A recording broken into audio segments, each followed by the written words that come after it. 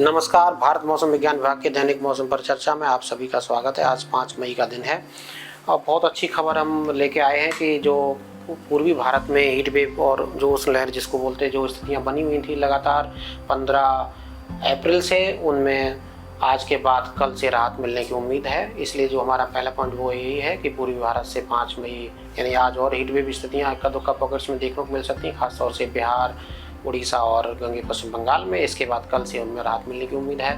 और दक्षिण प्रांतीय भारत में भी आज और कल 2 दिन उष्ण लहर हीट वेव बनी रहेगी। उसके बाद वहाँ से भी हीट वेव की इस स्पेल में समाप्त होने की संभावना है। और जो दूसरा यही है कि पूर्वोत्तर भारत में मॉडरेट से हैवी स्पेल जो चल रहा है वो 7 मई तक वहाँ पर तेज हवाओं के झोंके के साथ, थंडरस्टॉर्म के साथ हल्के से मध्यम स्तर की वर्षा ज़्यादातर स्थानों पर और भारी वर्षा इक्का दुक्का पॉकेट्स में 7 मई तक बने रहने की संभावना है। और तीसरा जो पॉइंट वो यही है कि पूर्वी और दक्षिण प्रांतीय भारत में भी 9 मई तक जो है गरज यानी थंडरस्टॉर्म, लाइटनिंग और तेज हवाओं के झोंकों के साथ हल्के से मध्यम स्तर की वर्षा का दौर जारी होने की संभावना है 5 मई से लेकर के 9 मई के बीच में। यानी 9 मई तक दक्षिण प्रांतीय भारत और पूर्वी भारत में वर्षा और थंडरस्टॉर्म की एक्टिविटी देखने की मिलने की संभावना, इसीलिए हीट वेव की स्थितियाँ इन सभी क्षेत्र से समाप्त होने की संभावना है। और अगर हम तापमान की बात करें तो पिछले 24 घंटे में हीट वेव से सीवियर हीट वेव की स्थितियां देखने को मिली हैं गंगे पश्चिम बंगाल में, इसके साथ साथ तमिलनाडु में इक्का दुक्का पॉकेट्स में। इसके अलावा हीट वेव की स्थितियां बिहार, झारखंड, पूर्वी उड़ीसा, खासतौर से इंटीरियर उड़ीसा, इसके अलावा तेलंगाना, तटीय आंध्र प्रदेश, रायलसीमा, इंटीरियर कर्नाटक, यहाँ पर हीट वेव की स्थिति देखने को मिली। और पिछले 24 घंटे की हम बात करें तो अधिकतम तापमान नाडियाल में, रायलसीमा में 46 डिग्री सेल्सियस, जो कि भारत में सबसे ज़्यादा रहा। इसके बाद तेलंगाना में भी जो एक स्टेशन था वहाँ पर 45 डिग्री था। इसी क्रम में जो टेम्परेचर दर्ज किए जा रहे हैं, जो कि हमने यहाँ पर इस लिस्टिंग में लगाया हुआ है। अगर हम बात करें अधिकतम तापमान के ओवरऑल सिनेरियो की, तो जो पूरे पॉकेट्स हैं, मध्य भारत हो, पूर्वी भारत हो, दक्षिण प्रांतीय भारत का ये पूरा पॉकेट्स, यहाँ पर टेम्परेचर जहाँ हीट वेव की स्थितियाँ में देखने को मिल रही थी, ये टेम्परेचर 43 से लेकर के 45 डिग्री सेल्सियस के रेंज में देखने को मिल रही हैं। और पूर्वी भारत, दक्षिण प्रांतीय भारत और पूर्वोत्तर राज्यों में तापमान सामान्य से अधिक स्थिति में बने हुए, कुछ पॉकेट्स में 4 से 5 डिग्री सेल्सियस ज़्यादा दर्ज किए जा रहे हैं। हालांकि मध्य भारत, पश्चिम भारत और इसके साथ साथ जो पहाड़ी का क्षेत्र है, पश्चिम हिमालयी क्षेत्र का, उसमें टेम्परेचर अगर उत्तराखंड और कुछ एक पॉकेट छोड़ दें तो टेम्परेचर सामान्य या सामान्य के आसपास देखने को मिल रहे हैं। अगर हम बात करें आज के सिनोप्टिक स्थितियों की, तो पश्चिमी विक्षोभ अभी अफगानिस्तान के आसपास है, बहुत ज़्यादा मजबूत स्थिति में नहीं है। हालांकि इसकी वजह से आइसोलेटेड एक्टिविटी पहाड़ों पर आज और कल दर्ज होने की संभावना रहेगी।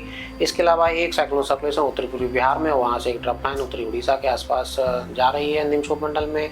एक साइक्लोन सर्कुलेशन जो उत्तर पूर्वी आसाम का क्षेत्र और जो उससे सटा हुआ अरुणाचल का क्षेत्र है, वहाँ पर एक साइक्लोन सर्कुलेशन है। और जो बंगाल की खाड़ी है, वहाँ से हवाएं लगातार मॉइस्चर लेकर के पूर्वोत्तर के राज्यों की तरफ जा रही हैं, जो कि 7 मई तक यही स्थिति बनी रहने की संभावना है। और इसके अलावा एक साइक्लोन सर्कुलेशन इंटीरियर जो महाराष्ट्र का क्षेत्र है, मराठवाड़ा, वहाँ पर एक साइक्लोन सर्कुलेशन और वहाँ से एक विंड डिसकंटिन्यूटी या ट्रफ लाइन दक्षिणी तमिलनाडु तक इंटीरियर कर्नाटका, आंतरिक कर्नाटका से होते हुए चल रही है। इन सब की स्थितियों की वजह से, जैसा कि हम मुख्य बिंदु में बता भी रहे थे, कि एक्टिविटी आपको पूर्वी भारत, पूर्वोत्तर राज्य और दक्षिण प्रांतीय भारत में देखने को मिलेगी। उसी क्रम में सबसे पहले हीट वेव की बात करेंगे। जैसा कि हम बता रहे थे, हीट वेव की स्थिति आज पूर्वी भारत में, इसलिए हीट वेव से सीवियर हीट वेव गंगे पश्चिम बंगाल, इसके अलावा बिहार और उड़ीसा में हीट वेव की स्थितियाँ। इसके अलावा हीट वेव की स्थितियाँ विदर्भा, रायलसीमा, तटीय आंध्र प्रदेश, इसके साथ साथ तेलंगाना, इंटीरियर कर्नाटक और तमिलनाडु में आज और कल देखने को मिल जाएंगी। इसके बाद पूर्वी भारत में कल हीट वेव की स्थितियाँ नहीं मिलने की संभावना, इसलिए हरा रंग हमने दे के रखा है। हालांकि दक्षिण प्रांतीय भारत में आपका विदर्भ जो सेंट्रल भारत की बात करें तो विदर्भा में भी हीट वेव, जैसे आज हम बता रहे हैं 5 तारीख को एक्टिविटी वहाँ 44 डिग्री से या 44 डिग्री के आसपास टेम्परेचर चल रही है। इसको देखते हुए आज और कल हीट वेव की स्थिति विदर्भा में देखने को मिल सकती है। उसके बाद वहाँ पर टेम्परेचर में कमी आने की संभावना है, इसलिए हीट वेव की स्थिति 7 तारीख से वहाँ विदर्भा में नहीं मिलेगी। हालांकि तेलंगाना, इसके अलावा रायलसीमा, इंटीरियर कर्नाटक और तमिलनाडु में कल हीट वेव की स्थिति देखने को मिल जाएगी। इसके अलावा सौराष्ट्र और कच्छ में भी हीट वेव की स्थिति डेवलप होने की संभावना है 6 तारीख से। और 7 तारीख की अगर हम बात करें तो दक्षिण प्रांतीय भारत में ज़्यादातर हिस्सों में कोई भी हीट वेव की संभावना नहीं है। हालांकि इंटीरियर कर्नाटक में इक्का दुक्का पॉकेट्स में हीट वेव बनी रहने की संभावना है, इसलिए हमने वार्निंग येलो कलर के साथ देके रखी है। इसके अलावा अगर हम बात करें सौराष्ट्र की, जैसे कि हम बता रहे हैं 6 तारीख से सौराष्ट्र में हीट वेव की स्थितियाँ डेवलप होंगी। उसके बाद 7 तारीख को भी सौराष्ट्र और कच्छ के रीजन में हीट वेव की स्थिति देखने को मिल सकती है। और पश्चिम राजस्थान से भी हीट वेव की शुरुआत हो सकती है, जो कि 8 तारीख में राजस्थान, पूर्वी राजस्थान तक भी इक्का दुक्का पॉकेट्स में हीट वेव की स्थिति डेवलप हो सकती है। इसके अलावा जो उससे सटा हुआ पश्चिमी मध्य प्रदेश का क्षेत्र, वहाँ पर भी 8 तारीख को हीट वेव मिल सकती है। कुल मिला के हम ये बोल सकते हैं कि जो पश्चिमी भारत और इसके साथ साथ जो राजस्थान का क्षेत्र, वहाँ पर हीट वेव की स्थिति 8 तारीख से देखने को मिल सकती है। और कमोवेश वैसी स्थिति 9 तारीख को, इसलिए कोई बदलाव वार्निंग में 9 तारीख को हीट वेव के लिए नहीं है। अगर हम बात करें वर्षा की और थंडरस्टॉर्म एक्टिविटी की, तो आज heavy to very heavy rainfall Assam Meghalaya में देखने को मिल सकती है और भारी वर्षा हैवी रेनफॉल अरुणाचल प्रदेश और नागालैंड, मणिपुर, मिजोरम, त्रिपुरा, खासतौर से मिजोरम और त्रिपुरा के क्षेत्रों में आज भारी वर्षा देखने को मिल सकती है। अगर हम 6 तारीख की बात करें तो 6 तारीख को भी कमोवेश वैसी ही स्थिति, हालांकि गंगे पश्चिम बंगाल में थंडरस्टॉर्म एक्टिविटी के साथ भारी वर्षा गंगे पश्चिम बंगाल में 6 तारीख होने की संभावना है। 7 तारीख को एक्टिविटी और भी बढ़ेगी और 7 तारीख को जो बिहार, इसके अलावा झारखंड और जो आसपास के क्षेत्र, वहाँ पर तेज़ हवाओं की झोंकों के साथ इंटेंस थंडरस्टॉर्म लाइटनिंग होने की संभावना, हल्के से मध्यम स्तर की वर्षा 7 तारीख को बिहार झारखंड में देखने को मिल सकती है। इसके अलावा झारखंड में तो ओलावृष्टि भी 7 तारीख को होने की संभावना रहेगी। ओलावृष्टि की संभावना 7 तारीख को दक्षिणी पूर्वी जो मध्य प्रदेश का क्षेत्र और जो विदर्भ का क्षेत्र, वहाँ पर भी ओलावृष्टि 7 तारीख को होने की संभावना है। छत्तीसगढ़ में भी थंडरस्टॉर्म और गस्ती विंड की एक्टिविटी देखने को मिल जाएगी। उड़ीसा में भी थंडरस्टॉर्म, लाइटनिंग, गस्ती विंड और तेज हवाओं के झोंकों के साथ भारी वर्षा भी इक्का दुक्का पॉकेट्स में उड़ीसा में 7 तारीख को होने की संभावना है। और जो पूर्वोत्तर के राज्य, खासतौर से आसाम, मेघालय और नागालैंड, मणिपुर, मिजोरम, त्रिपुरा का क्षेत्र, वहाँ पर भारी वर्षा 7 तारीख को भी बने रहने की संभावना है। हालांकि इंटेंसिटी में 7 तारीख को कमी आने की संभावना है। और अगर भारी वर्षा के बाकी जोन की बात करें तो दक्षिण प्रांतीय भारत में जो तटीय आंध्र प्रदेश, रायलसीमा, तेलंगाना, इंटीरियर कर्नाटका के साथ साथ दक्षिण इंटीरियर कर्नाटका के साथ साथ तमिलनाडु का क्षेत्र, वहाँ पर भी इक्का दुक्का पॉकेट्स में भारी वर्षा 7 तारीख को थंडरस्टॉर्म के साथ देखने की संभावना है। 8 तारीख को भारी वर्षा की एक्टिविटी में पूर्वोत्तर के राज्यों में कमी आएगी।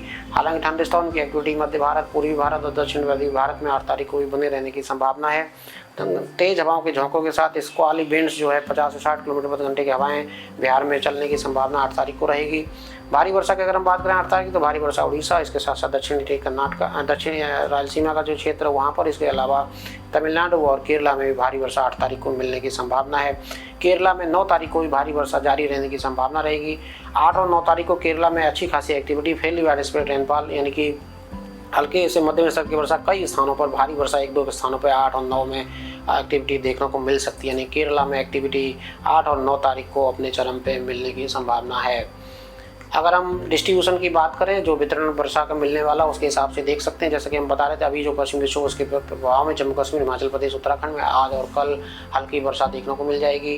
परसों से जम्मू कश्मीर में वर्षा न होने की वजह से शुष्क मौसम रहने की संभावना है। हालांकि उत्तर प्रदेश में एक्टिविटी आपको 4-5 दिनों में देखने को मिलती रहेगी। और पूर्वोत्तर की बात करें तो फेयरली वाइडस्प्रेड से वाइडस्प्रेड एक्टिविटी ज़्यादातर दिनों में, आने वाले 7 दिनों में देखने को मिलती रहेगी।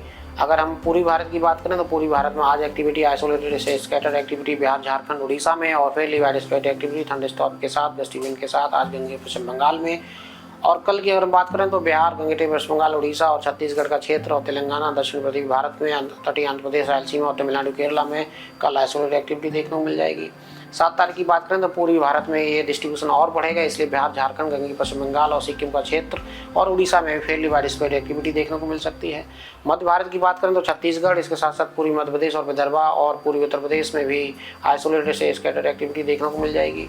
7 तारीख को आइसोलेटेड से स्कैटर्ड एक्टिविटी हिमाचल प्रदेश, उत्तराखंड और पश्चिमी उत्तर प्रदेश में भी होने की संभावना है।